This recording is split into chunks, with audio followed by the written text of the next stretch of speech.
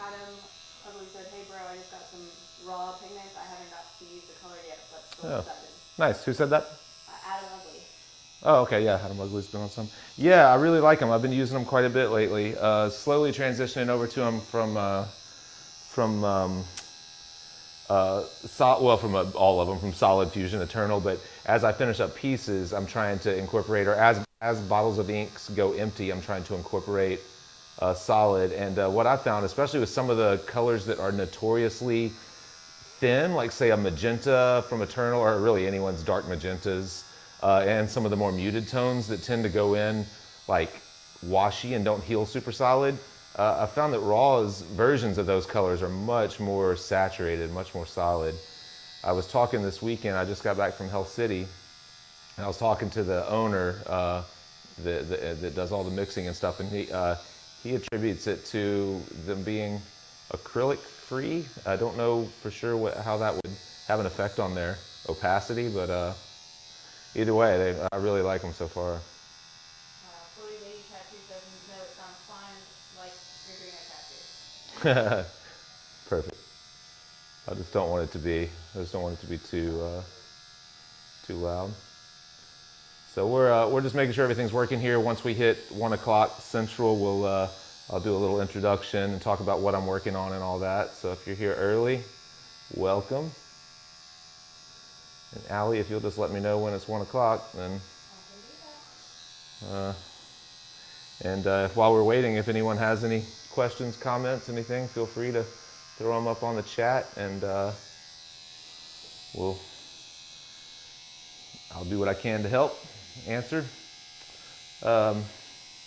So before we get, like I said, I'll introduce and everything once we hit 1 o'clock and we have more people on. But right now I'm going through everything. I'm just starting for today, so everything here is healed and settled.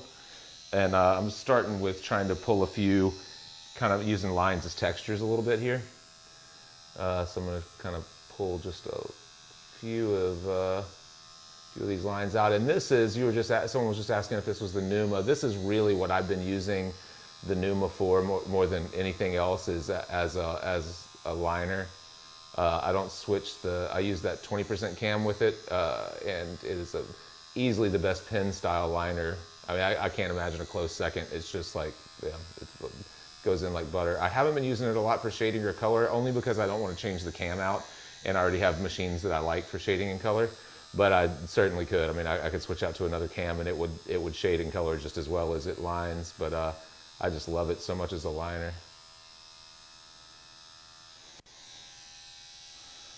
So I'm just going through and adding a little texture. Not that this tattoo needs more texture. It probably needs less texture. But that ain't my jam. Floaty Lady Tattoo said, "Which cam are you using?" It's the 20%. Is it 3.2? It's whatever the one that's like the all around. I forget the. It's the 20% cam, but I think it's the shortest stroke length. I'm pretty sure. And like I said, I don't know how well you can tell, but I'm just barely grazing the skin here. Let me know if I need to do anything to adjust the camera. It looks fine to me from here, but if on the screen I need to change the brightness or anything, I can. But yeah, it's just like, these lines just kind of drop right in so easily. You know, color lines, black lines, anything. If anything, I have to like stay lighter on the skin than I do with other machines because it's so punchy. Floaty Lady also said, "Got a Numa 2 from you, and she liked a lot of his reviews. It's awesome." Oh, nice. Yeah, Carson's doing a great job, and they're really on top with their he's listening. He's getting a lot of good feedback from people, and I think he's incorporating as much as he can. I was at Hell City, Columbus this weekend and met a handful of people that were using the Numa, actually on our recommendation, which was awesome. And I appreciate you guys using our code to buy it. That helps us like keep the channel running a little bit. If you go to numa.com, if you didn't know, and use the code Fireside to buy your machine, you get 10% off, which is pretty good on a $600 something machine. And we get a small percentage of that sale, which helps us, keep cameras going. It's nice. Carson's a good dude too. It's always good to support good people like that. So. Is it 1 o'clock yet? 1 minute. 1 minute. All right. How many folks do we have on right now? Can you tell? 5 currently. All right, yeah, we'll give it a few minutes then. 21 views. All right, we'll give it a few minutes, let people get on, and then we'll start talking a little bit. And I posted this video live in Instagram as well. All right.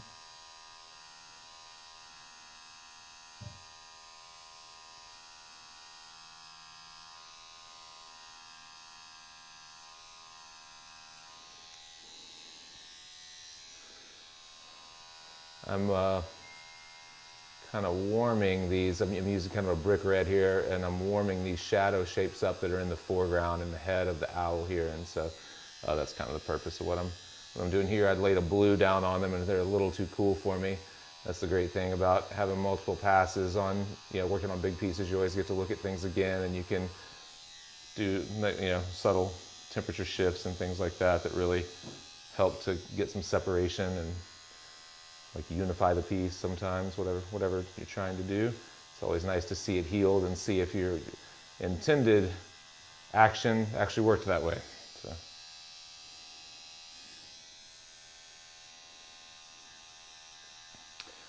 So I'm tattooing my good friend and client Tim Kelly here, and we put in a lot of work. We're here most every month working on something. I'm working on this for the last few months, but we've done both sleeves, and he really hasn't taken a break at all. He's hardcore. About what would you say, Tim? Like 3 years or so that we've been working on all this stuff together. Yeah, for sure. Yeah.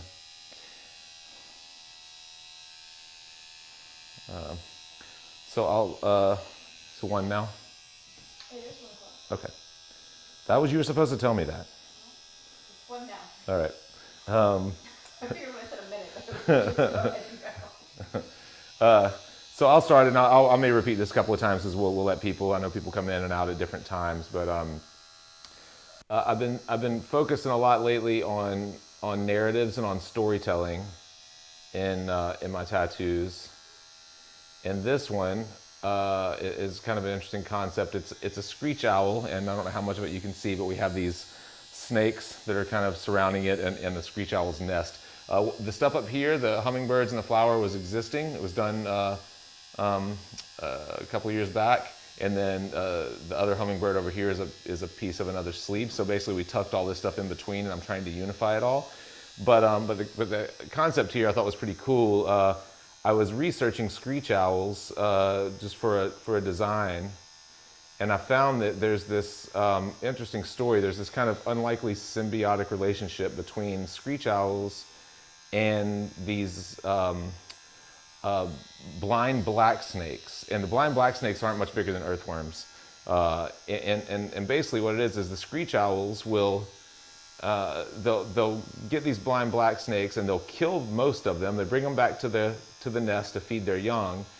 And they kill most of them, but they intentionally leave several of them alive and let them slither away into the trees surrounding their nests, because the black snakes eat parasites that would otherwise infect and sometimes kill the young owl. So they act as like little Terminex, little snakes. So it's kind of an unlikely, partnership, in that like some of these snakes get to live in exchange for protecting the young, and the other snakes feed the young. And so that kind of stuff is always kind of, to me, it keeps me engaged, I think, in the tattoo, just kind of telling these stories. And for the client, with stories like that, these kind of unlikely kind of symbiotic relationships, a lot of times you'll find that, that it translates to bigger kind of concepts and ideas that, that people can relate to. So that's the kind of stuff I've been focusing on lately, and that's the subject matter of this piece. I've gone in and I've laid, Tim is a very bright personality, and so all of his colors are very bright, his tattoos are very bright.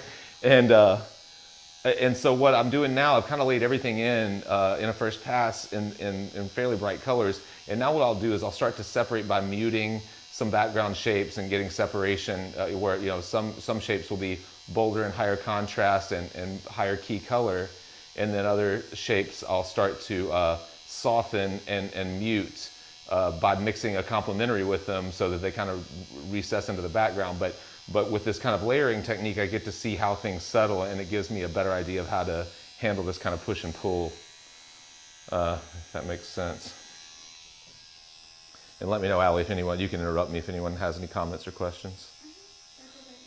I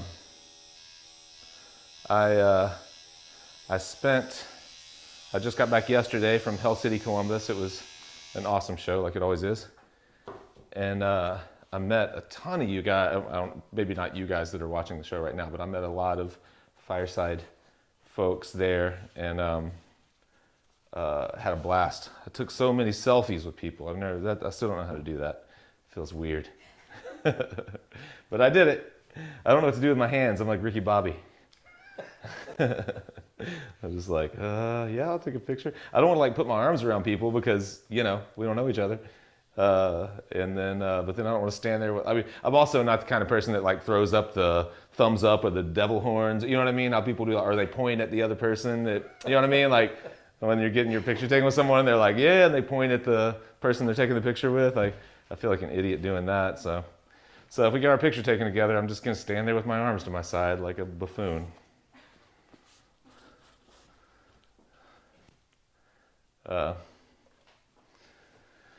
So one thing with incorporating into existing work, one thing that I like to do, and if you've taken our Fireside Simplify course, then you'll already know this. But I try to limit my options, and I work off of what is already there.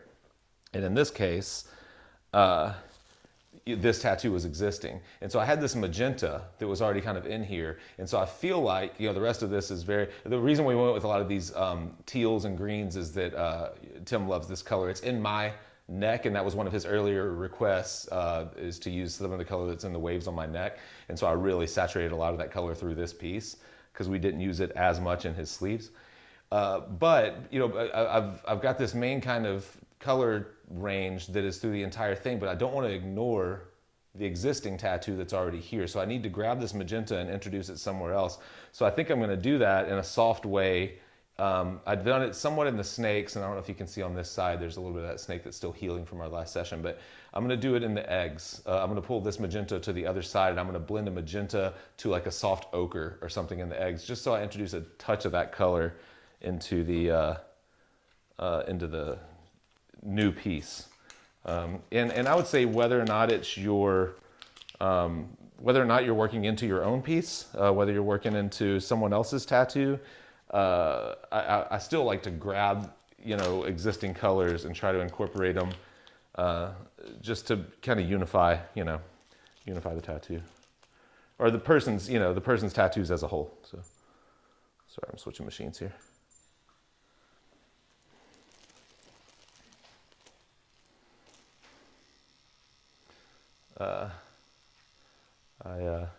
I did really enjoy Hell City this time. It was fun meeting so many people. It's funny, like I find myself a lot of times,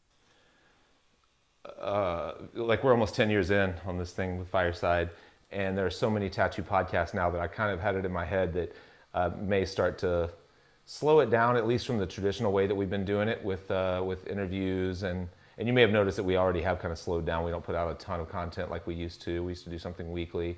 And lately I've just felt like if I don't have anything really valuable to add, that I probably just shouldn't add anything at all.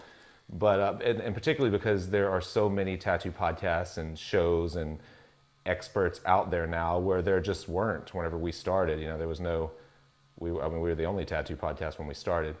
And it's funny how like you go and you visit with people that watch the show, that followed the channel for a long time in person, and they talk about the kind of the value that different artists maybe that we've introduced them to, and some of their favorite artists they found through the show, and maybe some little nuggets of wisdom that were dropped over the years that really changed or had an impact on their tattooing, or, you know, got them to a point in their career, or got their career started even. When you hear all that stuff, it makes it really difficult to say, maybe we shouldn't do this anymore. So maybe we'll schedule some interviews. If you guys have any ideas on artists you'd like us to reach out to, yeah, throw them in the comments. Adam said, are you hiding letters or redoing them? No. Up here on the top, no.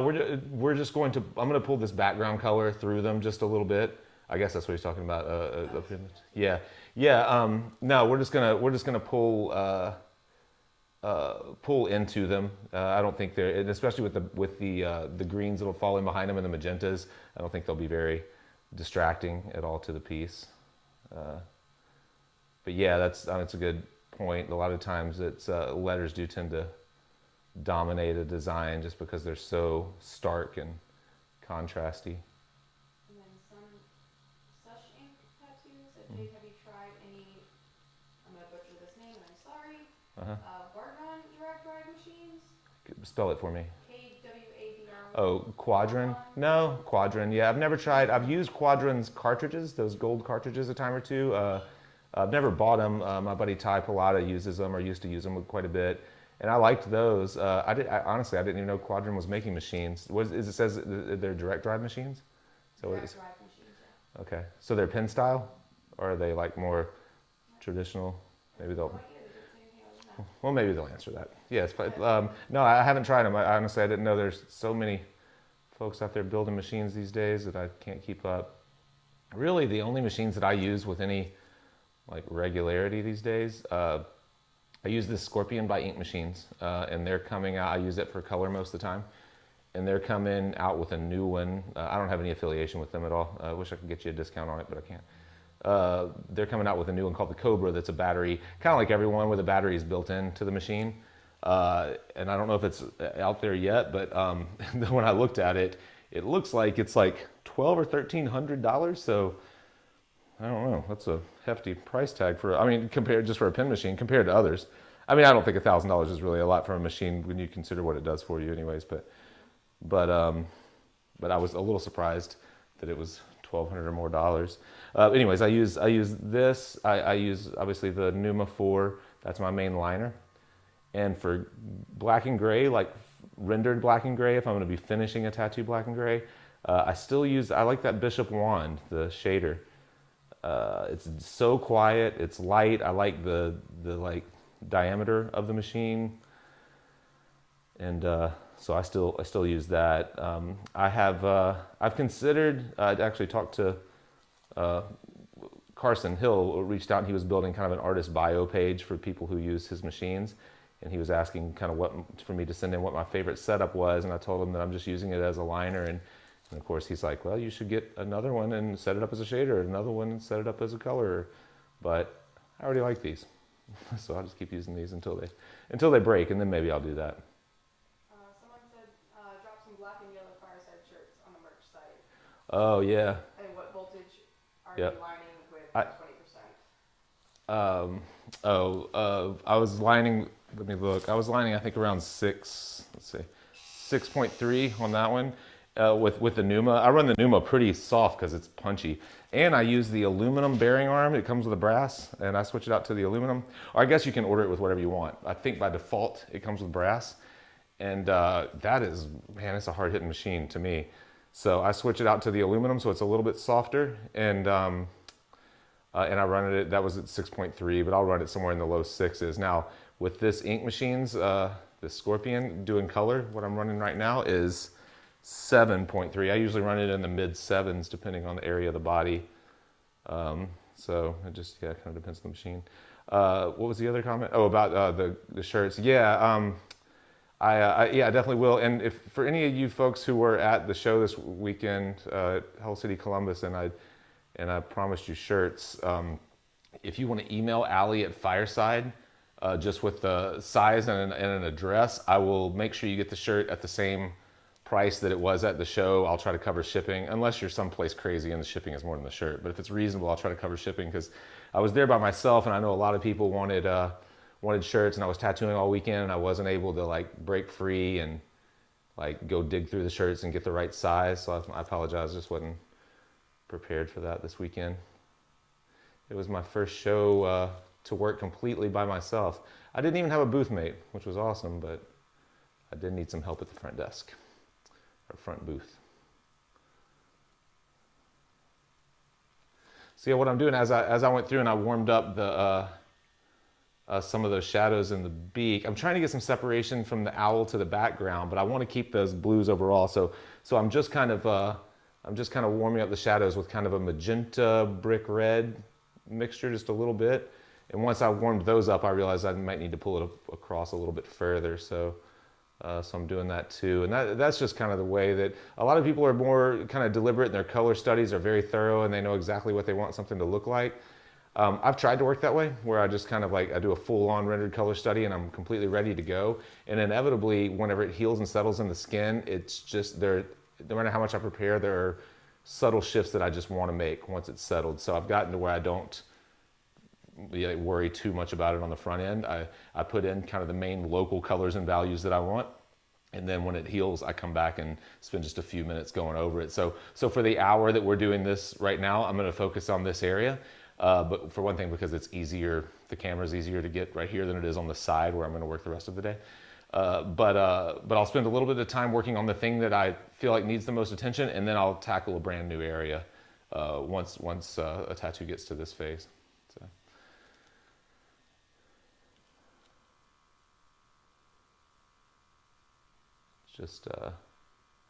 It's just for me, I like the painterly kind of look that I try to achieve, and I've never found a way to get that in single passes. I feel like if I can saturate a second time over and just subtly shift the temperature one way or the value another way, that the tattoo is richer and it looks a lot nicer for a long time. Tim, will you put this arm over in front of the camera a little bit? So I don't know how well you guys can see Tim's arm here, but this is 3 years ago that we did this piece, and I honestly, whenever he's walking, when I see him, we go to dinner and meet up wherever we do, and I see him just with a regular shirt on, I think it's one of the more dynamic and vibrant sleeves that I see out, in real life. So, and that wasn't done in a single pass. It was, I used a lot of reds, and then I subtly shifted more towards these softer magentas, and then I really punched out this area and warmed this up. But I really didn't know that stuff. I didn't know that's what I wanted. Okay, you're good. I didn't know that's what I wanted until I saw it healed, and I saw him like living with it and like putting his food in the fridge and just kind of glancing at it and trying to pay attention to like how it struck me as a healed piece. And then that helped me to go like, all right, I need to like really punch that area up, or this piece of the, when I look at maybe the back of his forearm, if he's walking away, I would say like, well, nothing striking me is all that interesting right there. I don't know what I'm supposed to look at. So I'll find a way to punch that up, or, stuff like that. I've just never found a good way to do that in a single pass.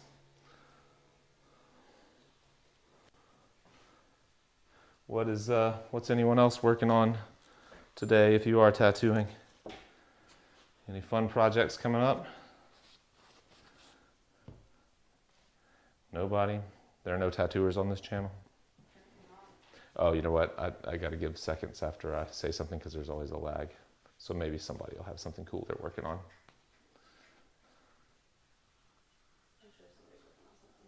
Yeah. The person who asked about sorry, I'm not catching names very well today. The person who asked about the Quadrin machine, I was curious if they have it and what they think of it, just for the benefit of everyone else watching. And what it's called. It's just called the Quadrin Direct Drive. Does it have a name? Direct Drive machines. Yeah. They have not said anything since. Okay. All right. So you can kind of see here we're getting some separation. Of course, it's fresh, so it obviously looks very separated, but I think we're getting some separation that'll actually hold up. It's sorry. It is it's, let me see, can you see the entire piece? Yeah, pretty close. It's funny with this piece, you always talk about what I'm like trying to direct the viewer's attention to one thing, so they know it's clear what they need to look at from start to, like how you want them to move through the tattoo or through the composition.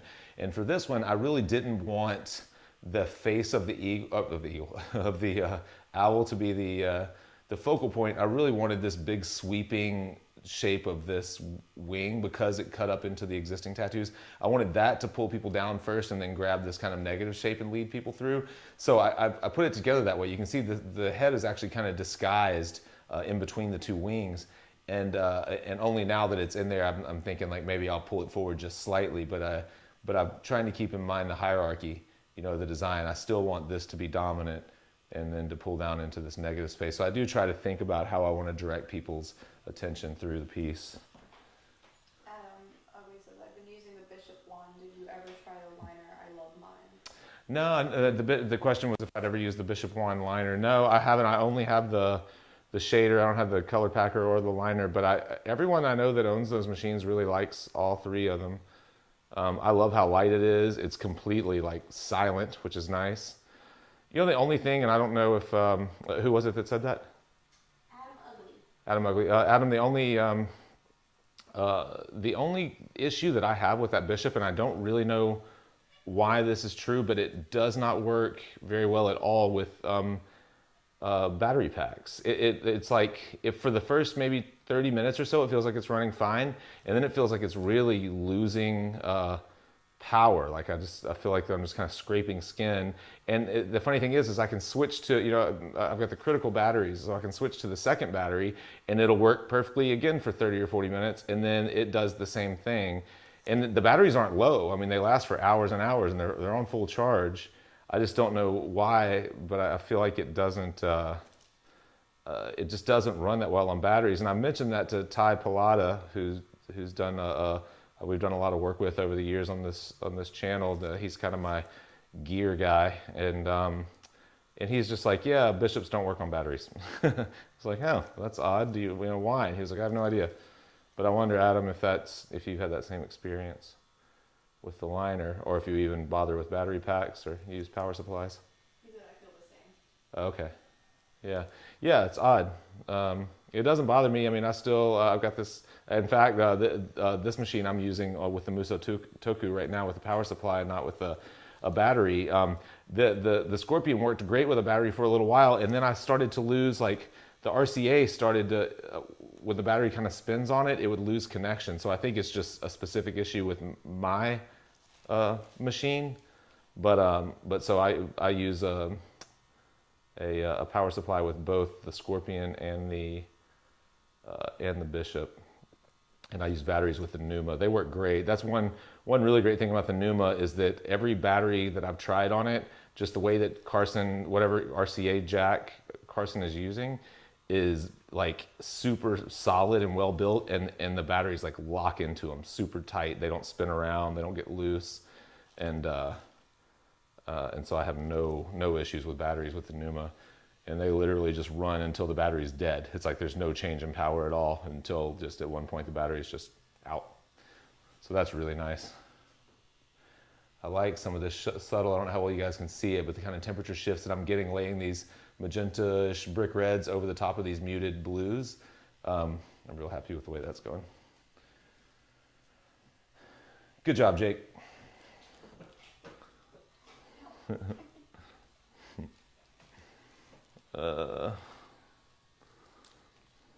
right, I'm gonna go through. I'm actually gonna darken that just a little bit more on this wing, and then I'm gonna start to transition up the body. I've left a lot of the top of this pretty hollow as like kind of a relief for the eye. I didn't want to get too textured there, but I think I'm gonna make that transition of texture just a little more like deliberate, where it doesn't just fall out altogether. So I've got these scalloped kind of wings in here, then they just go away. I'm gonna make that transition a little better. You can see some of this from that first pass, it gets a little dingy and gray. And that's pretty common, for me at least, in a lot of my transitions, the first pass, like if I'm going from a dark to a light and I'm making a color transition, that in between, like kind of the halftone in between, will get a little bit dingy and dull.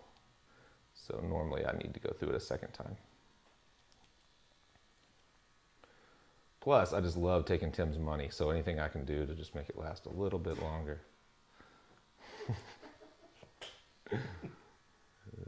He's independently wealthy, it's fine. He just bought like $50,000 worth of dogs. What? Dogs. He bought like all the French bulldogs that were for sale on the internet. He went on and got them all. Aww. Yeah. They're super cute in photos. I haven't gotten to see them in real life. Yes,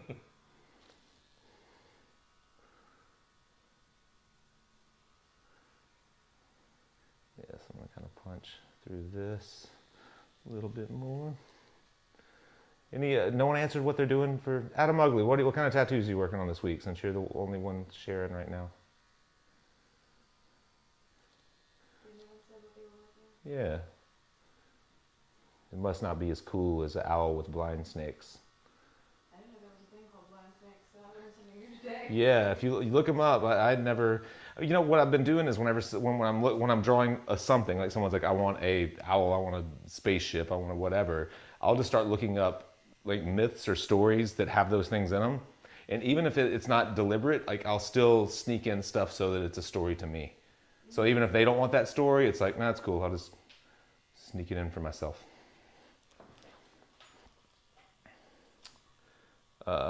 Allie, if you want, since we're not using this one, do you want to point this camera down at the? Oh no, you don't have to switch to it. Is it on? Is it showing my inks? Yes, it's showing her inks. Not from that angle. How can you see them all? Oh God. You don't have to. I'm having issues getting up apparently. Let's see. Like that? Okay, yeah, that works. We can probably show it well enough from there. I can go through some of the inks that I'm using if you guys are interested in that. Just the colors, they're pretty straightforward. I just want to take the camera off and point down. You can do that, or just lift the whole thing. It's light. Yeah. Let's see. All right, perfect. All right, so if you guys are interested, this is just a straight black. I forget which one it is. This is that, if you guys have heard me talk about it's an eternal ink called Dried Blood that I use to kind of transition out to everything. I don't even know what color it is. It's a dark, kind of perfect black. This is a dark magenta, and then some straight red, a brick red. So I've got all my warms there. I basically just have a light, medium, dark of all of my primaries, and then also green and purple for this one. So same thing here. I've got a dark and a medium-ish light blue, a dark and a light green, a dark and a light purple, and then I've got this purple that has a little bit of red in it. I didn't really need that. I could have just bumped to the red, but I know I've used that in this tattoo before, so I grabbed it again. And then the same thing with yellows, a light, medium, dark yellow.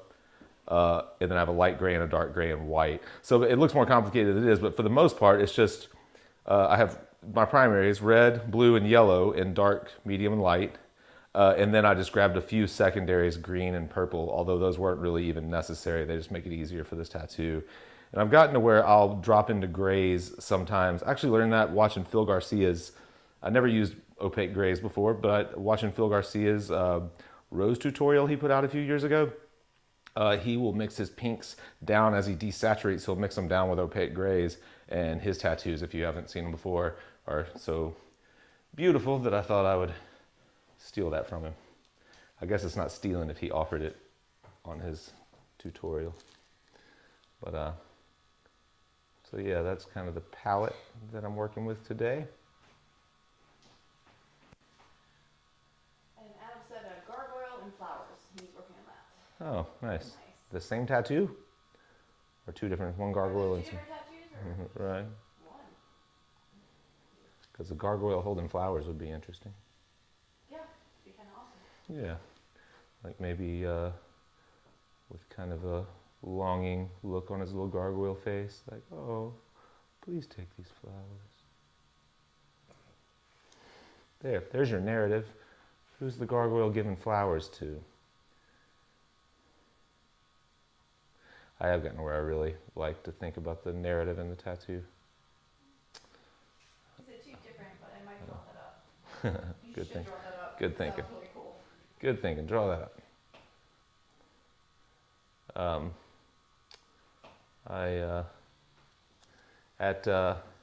At Hell City this weekend, one thing I noticed that's been kind of a growing trend, and I saw a lot of it, is 3-day pieces. So it seems like a lot of people at shows are using them as opportunities to like do these epic, giant pieces to enter in, best of show at the end of the weekend and try to get win some prizes and get some kind of notoriety or whatever the reason. That's something that I just didn't used to see a whole lot of, and that I see more and more now. And obviously, I think when you do that, so for example, Jesse Smith. Oh, you switched the inks back. Sorry. Yeah. Are you on the? I think I'm on it. You're still on inks. Yeah, go ahead. Go back to the other one. Perfect. It was on inks the whole time. Yep. Yeah. Brain went. Sorry, we've been sitting here working. You're just looking at inks. What was I saying? Jesse Smith, for example, he was right across from me, so I got to see him a little bit and work on and the stuff that he was working on. And he had just a client that reached out to him at the last minute, ended up starting a full back piece. And that's one thing, but I don't think that's the most common way that it's happening. The way that I've seen it happen more often is that people are bringing their own clients and working on, like people from, home for 3 straight days. It's really interesting. I think it's pretty cool because you get to kind of see the real evolution of a piece and someone's style, over multiple days. I don't, love it for the poor person getting tattooed for 3 straight days, but that's their problem. Yeah. I just wonder if anyone else, if you guys are doing shows yet, if you're back on the convention, or if you've ever spent any time on the convention circuit, if you've noticed that becoming a common theme. These like crazy, it's funny, like best of show, it seems like nowadays if you're going to try to win best of show at a competition, it can't be with something that you did. It can't be like a forearm piece. If so, it's got to be pretty epic, because someone's going to do a full like hip to ankle, leg and thigh piece that's going to blow everything out of the water.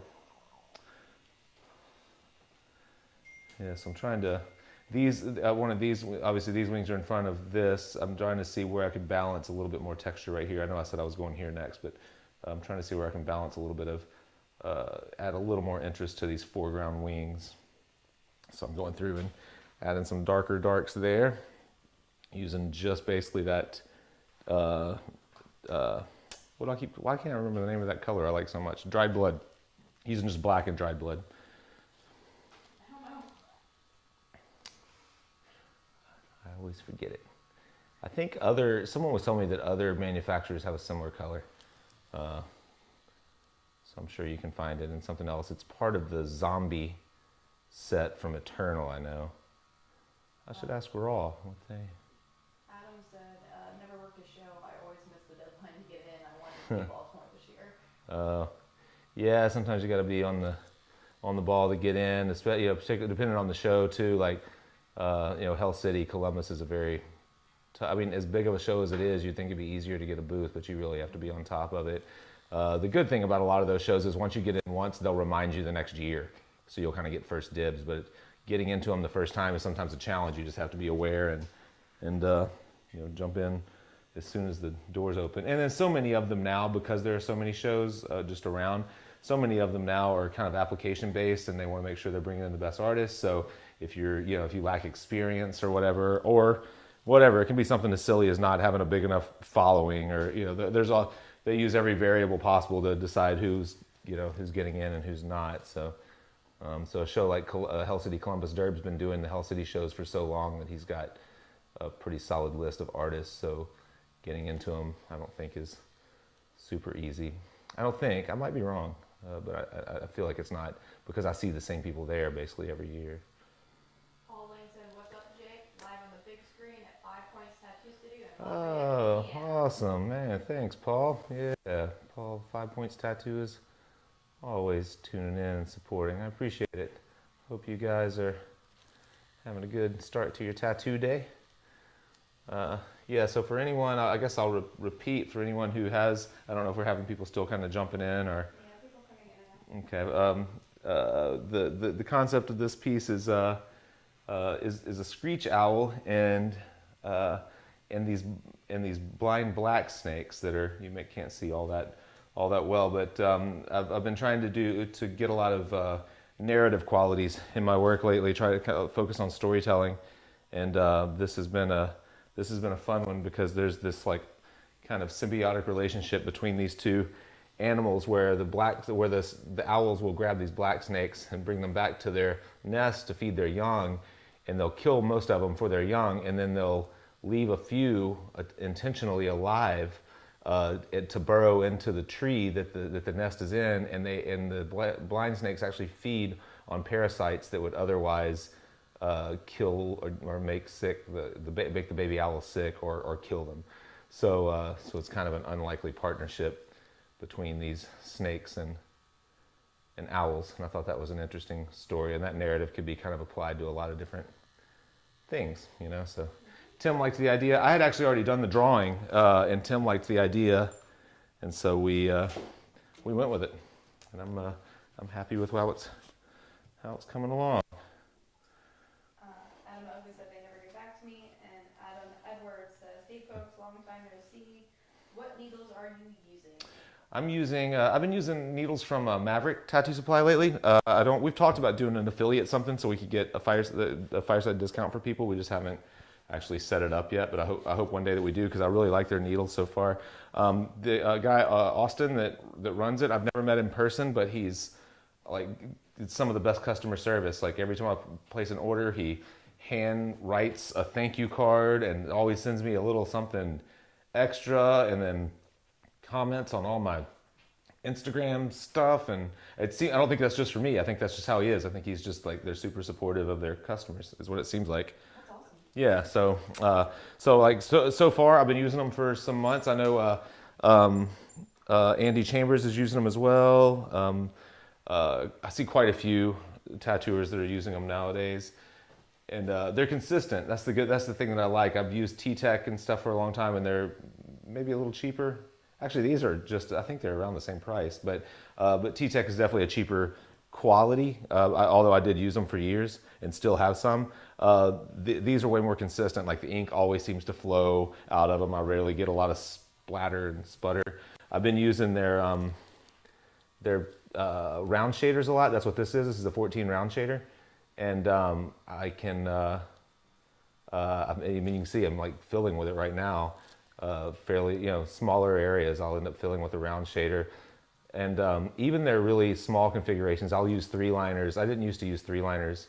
I went years without using them, and I started using them again recently just to add texture. So like some of these little textures up in this area of the wing are done with a 3-liner, and I'll use them for that. And their 3-liners are even super, consistent. So yeah, I like them so far. But in this tattoo today, and this is kind of my common setup, I'll have a 3-liner, a 7-liner that's a loose 7, and then I use these 14 round shaders that are super loose. And then normally like a 15 mag, sometimes curved, sometimes just a flat mag, or straight mag, not curved on the edges, just depending on the piece.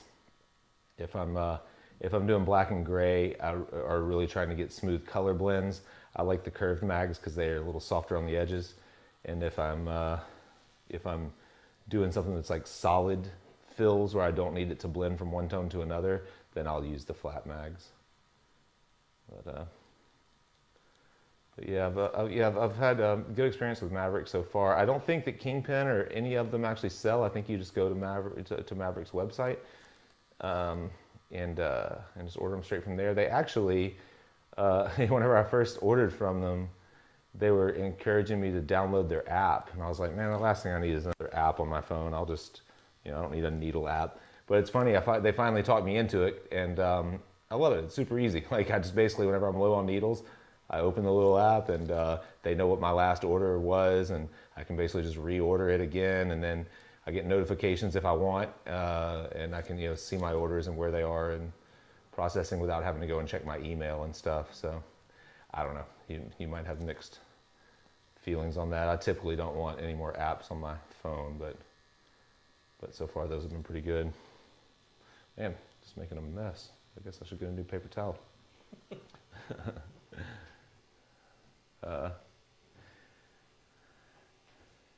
Sorry if anyone's asking questions. I think Allie made a bathroom run, so she'll ask them whenever she gets back. But anyone who just tuned in, I would like to hear what you guys are working on this week. If there's anything cool happening. Adam said that's cool, and customer service is great. Yeah. Cindy Barton said very cool, and Adam Edwards also said, I love 3-liners for some reason, good results, I guess.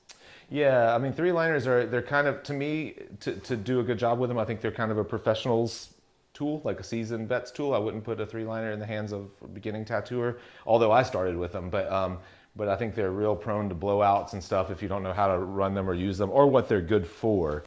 For me, they're great for texture, especially if I'm going to lay over the top of the texture with color later, so that they, so they kind of sit under color. I love them for that kind of stuff. When I first started tattooing, we used only, at my shop at least, we used only 3 liners and 7 liners and like 7 mags. That was it. That was the only thing. But we built our own needles back then too, so no one wanted to make a bunch of different varieties. You basically just made stuff that was, that you could work with. Nowadays, I almost never would use a 7 mag, but then again, I don't do really any small tattoos. And at that point, in tattooing, for me and for really everyone at the shop, most all of us were working on smaller pieces. Outside of maybe David Evans, who's, if you guys might remember, was our old co-host on the show. He was the only one really at that shop that was seasoned enough back then to be doing a lot of really large scale stuff. And back in the 90s and early 2000s, everything was so like tightly rendered and meticulous that you didn't really do big, giant, solid fills of color anyways. We were always trying to avoid that for some reason.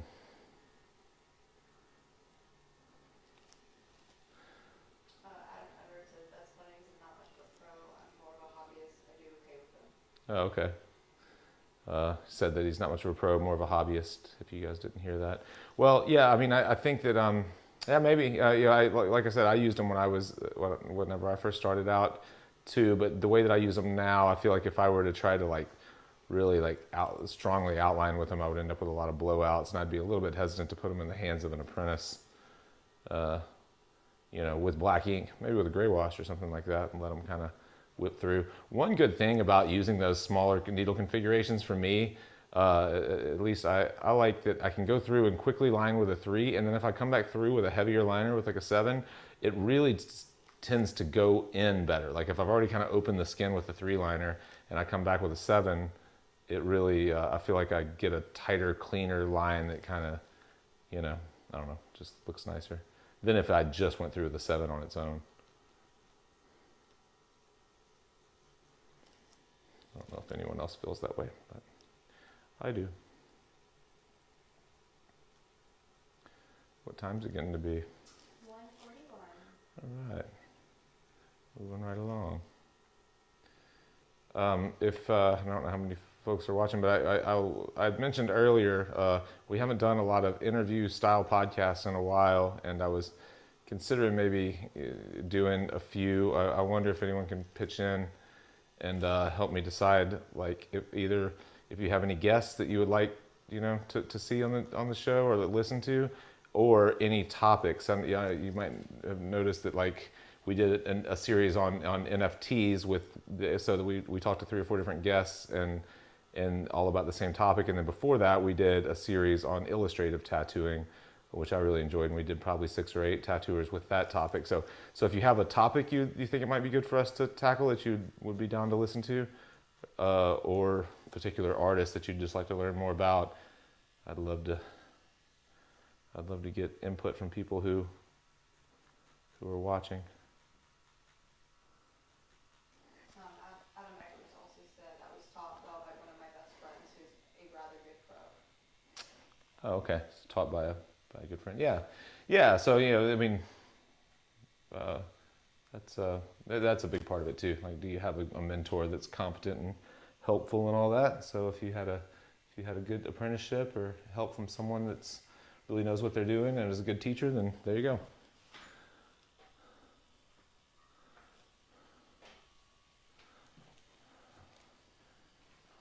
I don't know if people can hear you.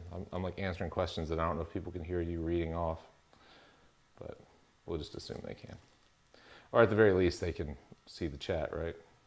They can definitely see the chat. I hope so. Yeah.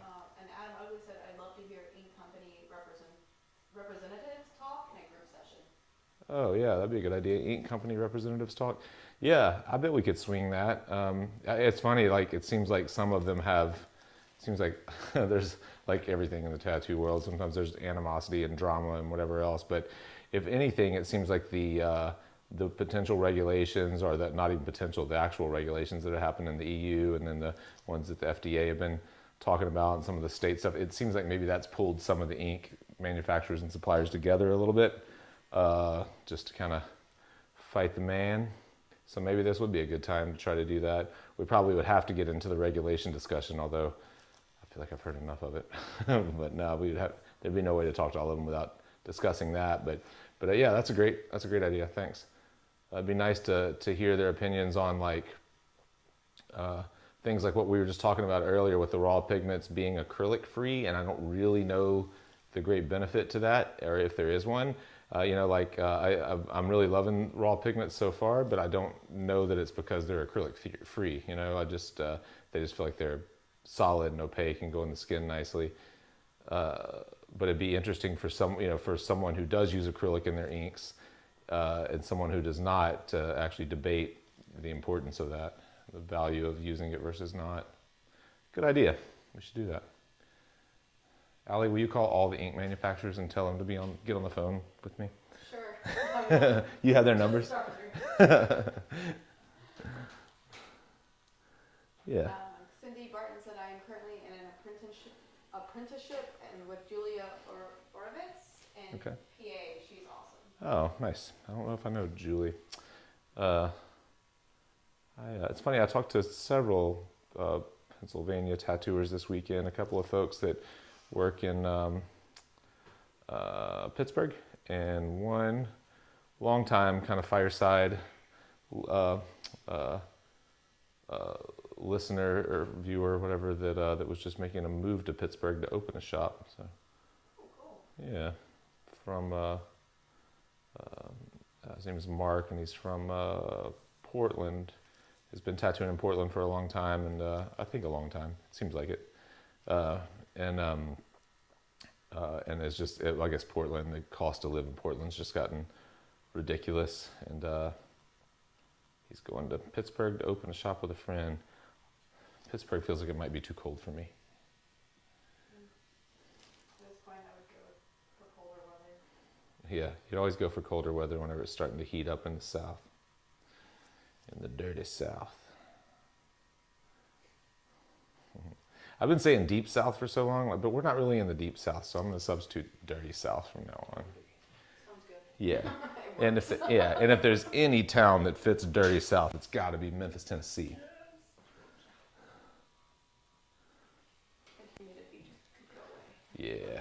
Yeah, we kind of skip spring like we do every year here and jump straight into 100% humidity and 92 degrees. Yep.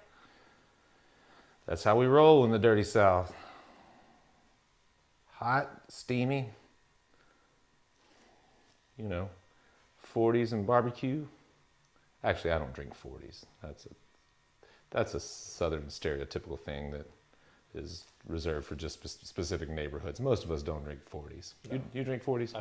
No, I don't even drink malt liquor. Although we do have arguably the best chicken shop here in town is Gus's world famous fried chicken, and you can get a 2-piece with white bread and a 40 for like $8.99 or something like that.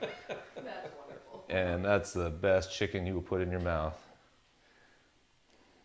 You guys ever go to Gus's? I can't eat there. Oh, you don't eat there, do you? Yeah, that's right. I forgot. You got a sensitive stomach. Yeah, you can't go to Gus's with a sensitive stomach. No. It's I can't eat at most places in this area. yeah.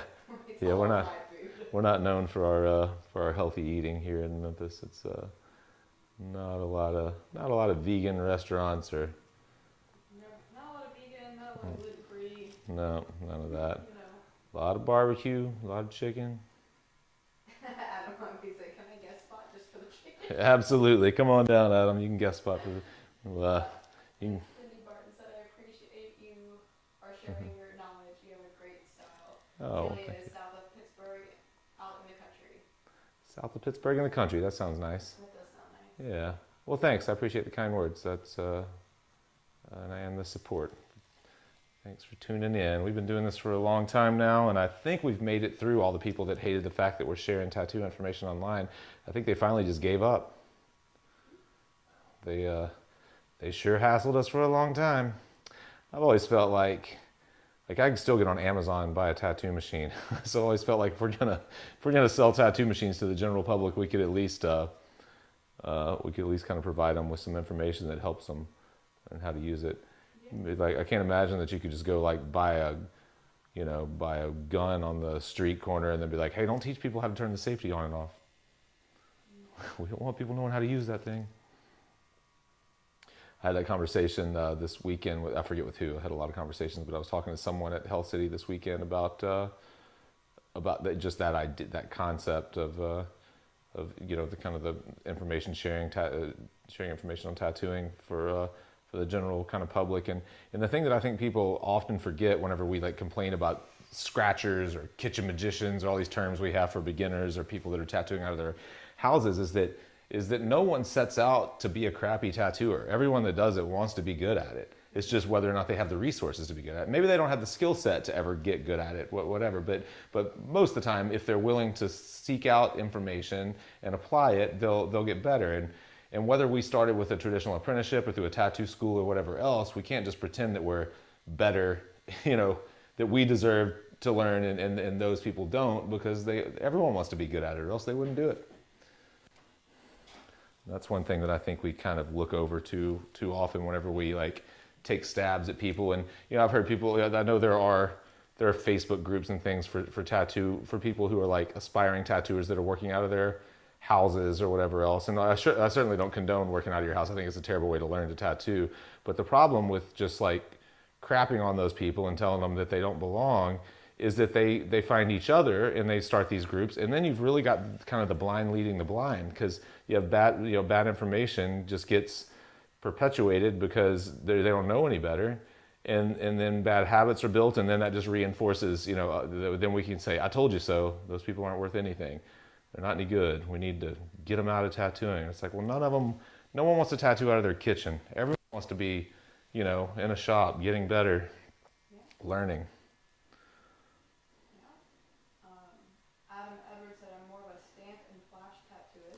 All right. Like I said, I'm in Chestertown, Maryland, got my little shop, and we eat a lot of Old Bay on everything. A lot of Old Bay on everything? Sounds like nice. Awesome.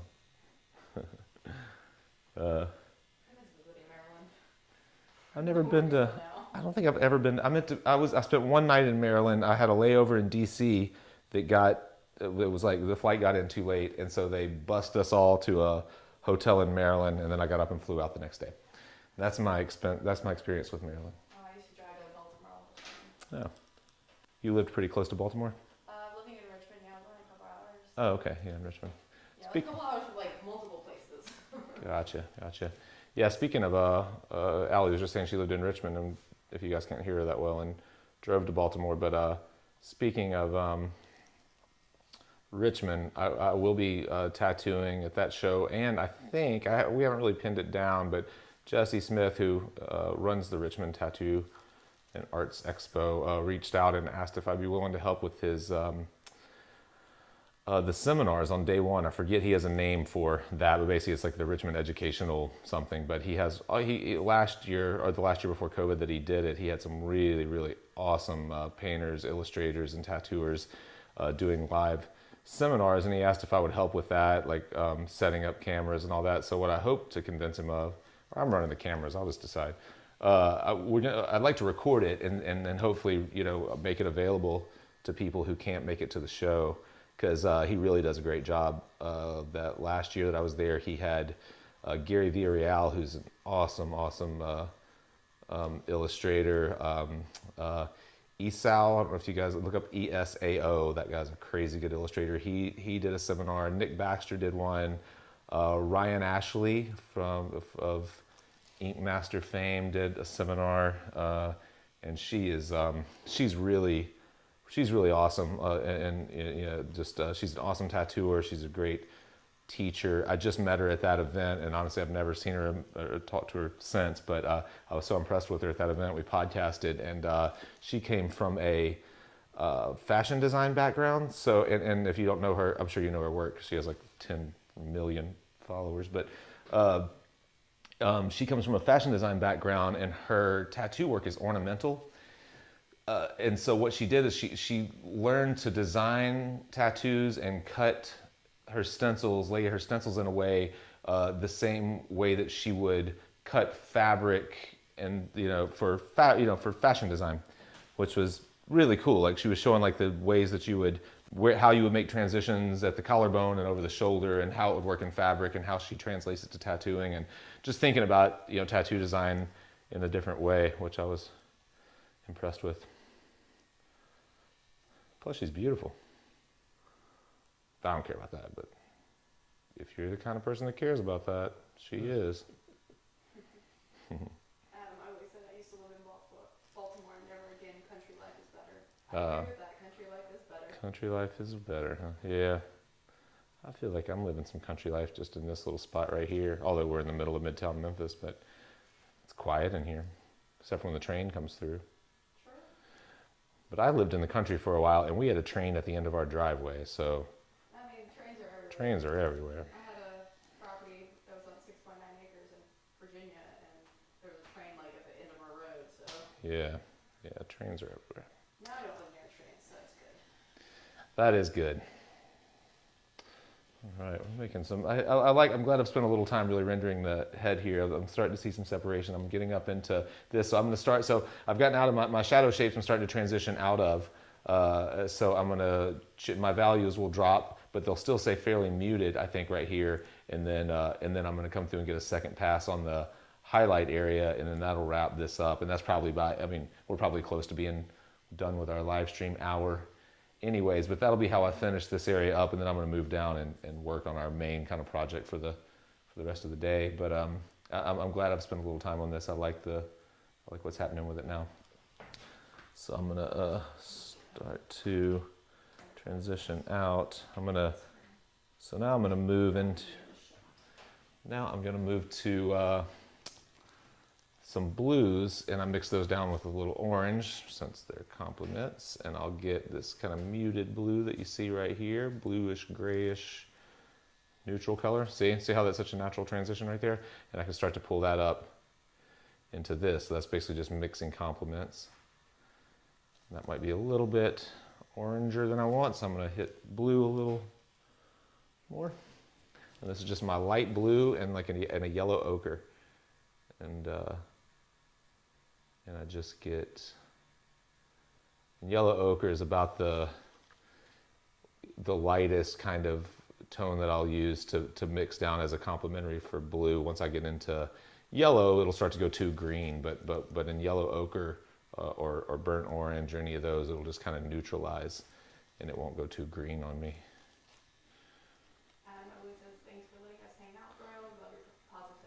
Yeah, thanks so much, Adam. I appreciate you guys tuning in. What time do we have right now? 1:57. We can go on and wrap it up, I suppose. Are there any final questions or comments? Anything that's happening in the tattoo world I should know? If not, we'll wrap it up, and we'll leave this up. So if you came in late or anything like that, this will be available for replay as soon as YouTube kind of does whatever processing they do to get it back up, and then you can watch it from the start if you want. But if there's no one else that has anything to add, then we'll go on and call it, and I'll continue to torture Tim. He doesn't care. He's numb. He does that lidocaine topical. Nice. Yeah. Cindy Barton said, "Thanks for explaining the yellows to blues." Oh yeah, absolutely. Yeah, you can do that. That's she said, "Thanks for explaining the yellows to blues." That's true of any compliment. You know, reds and greens, yellows and blues, purples and yellows. No, sorry. Really, it's oranges and blues. Sorry, I just went to the yellow ochre as the lightest version of orange. But yeah, oranges and blues, yellows and purples, anything that's across the color wheel. If you just slowly start to introduce it, you'll desaturate the main color that you're working with, and it usually makes for a pretty harmonious like transition. Better than just going straight to black and white. If you've never seen it, I do a little video tutorial in Fireside Technique. It's a couple of years old, but the name of the episode is "Use This Color Trick in Your Next Tattoo." That's what they call clickbait. So it's a little mixing tutorial. It's pretty short, and I think it's pretty good, pretty valuable. So check that out if you'd like to learn more about mixing complementary colors. And you can always go to Fireside Tattoo and pick up our foundations course, and it kind of hits on all that stuff. Although it focuses more on shapes and values, it doesn't get as much into color, so that's not actually true. We said it all. Thank you, everybody. I appreciate you guys tuning in. Maybe I'll see you on the road somewhere along the way. Sorry, before we quit, next stop is in Phoenix, Arizona, the next Hell City. After that, Richmond, Virginia, and those are both in the fall. If you haven't already, make sure to go to Fireside Tattoo, or I think there's a mailing list sign up probably in the video description. If there's not, we need to add one for next time, and you can kind of keep up with where we're going. We'll make sure to send out a newsletter so folks can keep up with where we're going to be. And come on by and we'll shake hands, kiss your baby, stuff like that. Live again on June 8th. Oh, thank you. Live again on June 8th. Thanks, Allie. What do we show? I forget what the tattoo is for June 8th. Tune in. You'll find out what we're tattooing on June 8th. I think I'm starting a new project on June 8th. I think I'm starting a new sleeve. Yeah, so cool. Thanks, everybody.